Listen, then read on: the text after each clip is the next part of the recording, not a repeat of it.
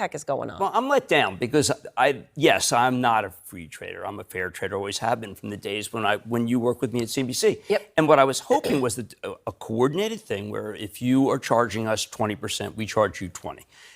Instead of a car where we're only making you pay 2.5 and you're not letting us in, we try to get things better. But instead, on a specific thing, you go, if they're 10 on a car, you go 10 on a car. But I went deep on the numbers today, and the numbers did not make any sense. And I was actually. I was doing like bananas in Vietnam. You did Cramerica. Well, I just said, it's one of these things where if I'm doing 100 billion and you're letting me do 10 billion and I'm letting you do 100 billion, there was a way to be able to make it work. But the numbers that they did, and they had this ridiculous.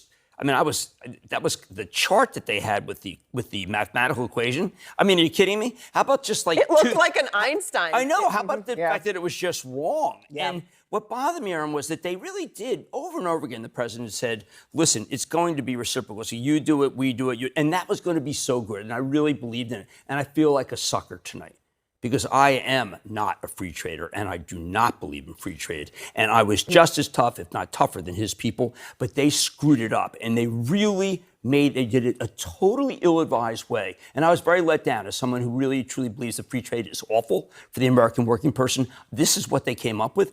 Geez, come on, have some gumption, have some math.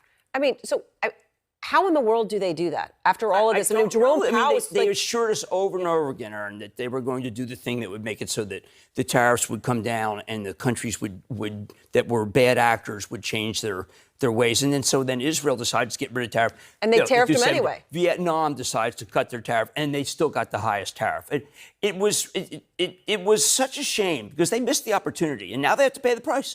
And it's funny, too, because none of this stock market, none of this had to happen. And I feel bad because a lot of people lose money when this happens. I hope people just be calm, be constructive. But the way that they handled it was so Bush League that I was surprised. And President Trump has people who around him know these things. And can you explain why when you hear suboptimal. Scott Bessent, he is a smart guy. He's very smart. He is a smart, thoughtful, respected person. Right. And he came out and defended these. Well, I think when you But people like that, they know. He knows. I tried to think like that because Peter Navarro is someone I've known for 5 decades. Yep. And I was hoping that Peter, who I talk with a lot, really understood, because he understood. He taught me these things.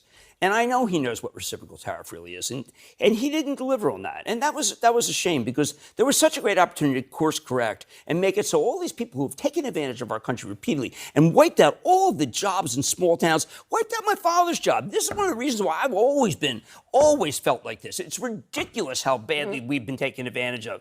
And I thought